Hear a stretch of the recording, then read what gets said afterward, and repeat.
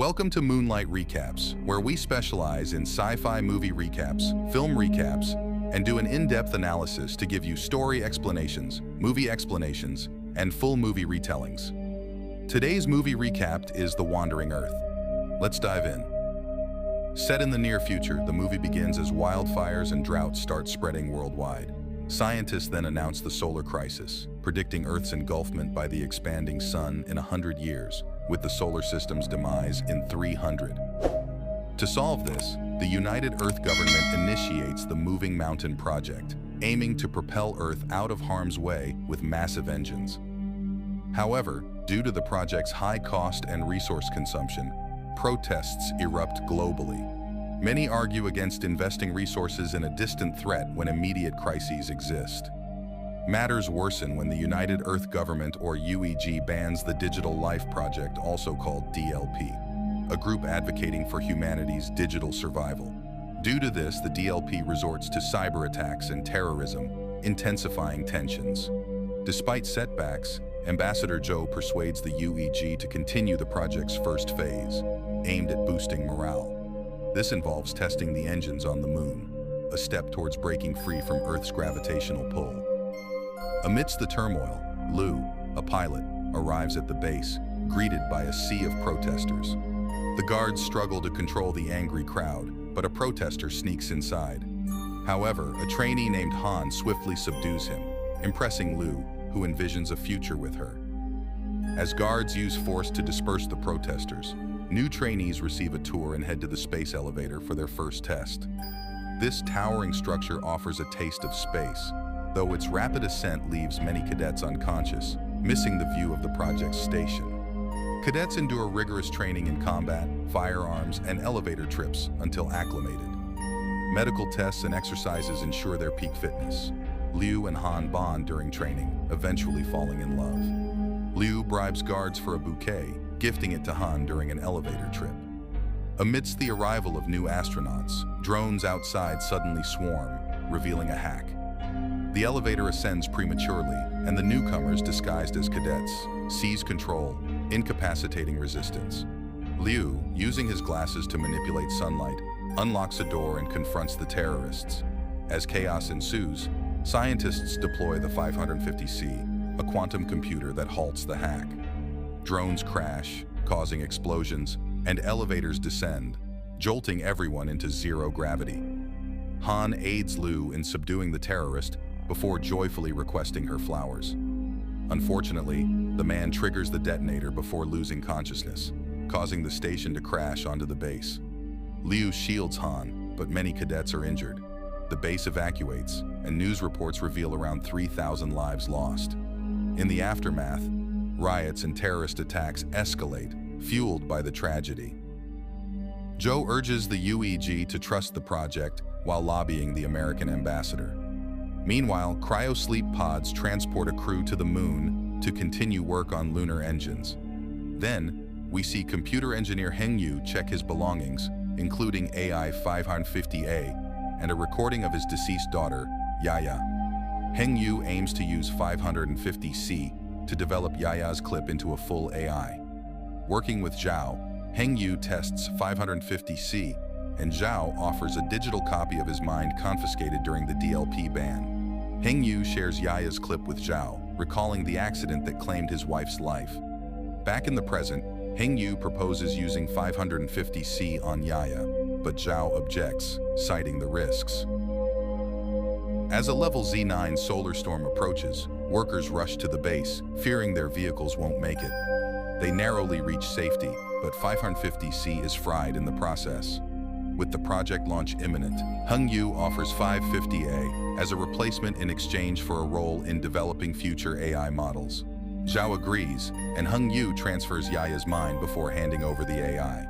3 days later, the team tests the engines, witnessing a small but significant angular displacement of the moon. This successful test indicates that in 20 years, they'll fully push Earth away.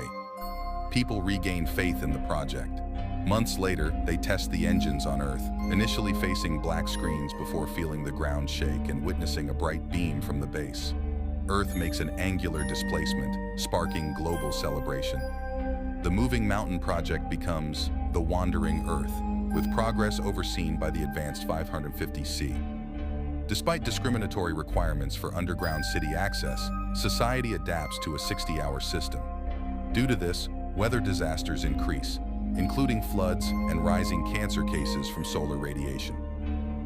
Meanwhile, Liu and Han marry and have a son. However, they soon begin facing challenges in securing his underground city pass and coping with Han's cancer. On the other hand, Hengyu continues developing Yaya's AI alongside the new 550W. 14 years after the station's fall, Major Liu interviews for a navigator role on the new base. 550W recognizes Liu's skills, but suggests staying to care for his family. However, hearing Liu's passion, Hengyu connects Yaya's mind to 550W, triggering system failures. Liu rushes Han to her hometown, now a frozen wasteland, for her final moments. Meanwhile, Hengyu, refusing to let go of Yaya, causes chaos in the moon's system. After this, guards intervene, and Zhao shuts down the AI extension. Then, Liu, using old connections, borrows a jet and flies his family to Han's hometown, Shanghai, that is now a frozen wasteland. As they gaze at the stars, Han expresses her wish to pass peacefully without medical interventions. At the UEG, they connect Hengyu's system disruption to past hacking incidents. Due to this, efforts to override with 550W are thwarted, and the moon's engines explode, propelling it towards Earth. Witnessing a tsunami, Zhou urgently alerts world leaders, prompting the opening of underground cities. Meanwhile, Liu receives a call to duty as Han peacefully passes away, and their son is taken to safety. Zhou proposes using Earth's nuclear arsenal to implode the moon and avert catastrophe, and world leaders agree to pool their nuclear weapons. Then, Zhao informs Hengyu of the plan, tasking him with restoring the global internet for coordinated detonation. Meanwhile, lunar debris forms an asteroid belt, requiring skilled pilots like Liu to transport the nukes.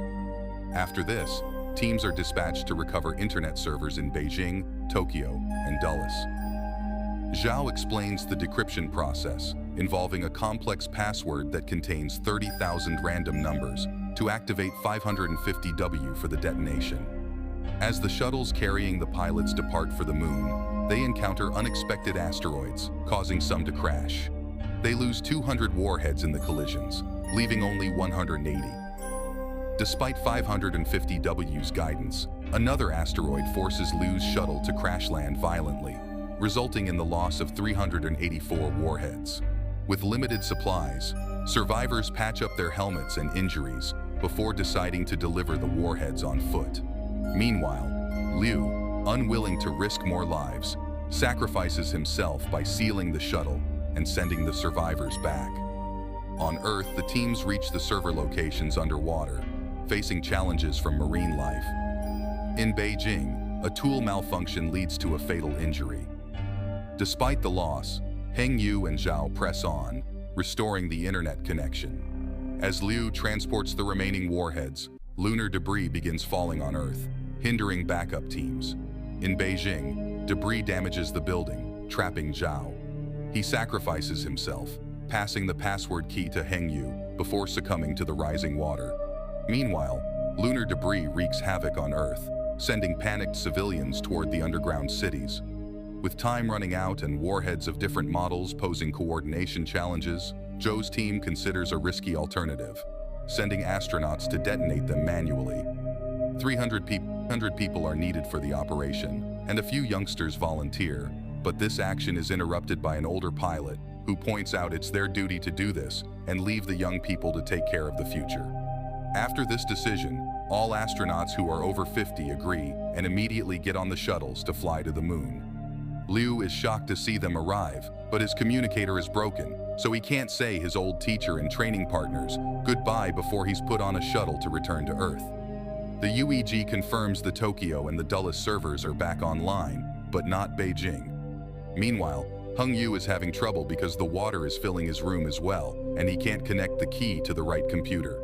Desperate for a solution, he connects the mind disk to the computer. At the same time, the astronauts on the moon detonate all the nukes. The moon successfully implodes, and the collision is avoided. However, more debris is coming and Earth needs to leave soon. Then, Heng-Yu activates Yaya's clip and tries to ask her to activate the internet from the inside by showing her the key, but at that moment, the water finally covers him and he dies as well. Lunar debris continues to fall all over the world, and the UEG sends an emergency message saying the mission has failed. Thus, riots and panic begin taking over major cities.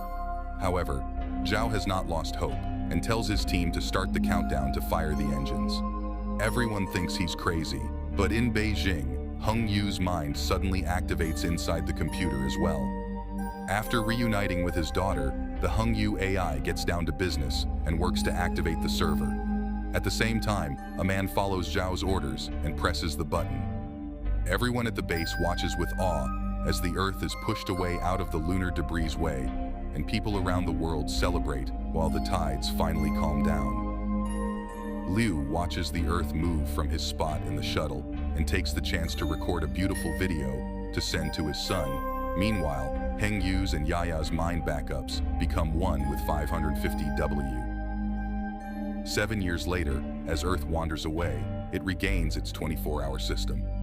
Zhou has retired, but his assistant carries on his legacy at the UEG. Now the lunar crisis is over, and they start the second part of the plan, which will be to fly near Jupiter in 10 years to get the second boost that will push Earth out of the solar system for good. For this, a space station has been put in place to keep an eye on the engines, and Liu is in charge of it.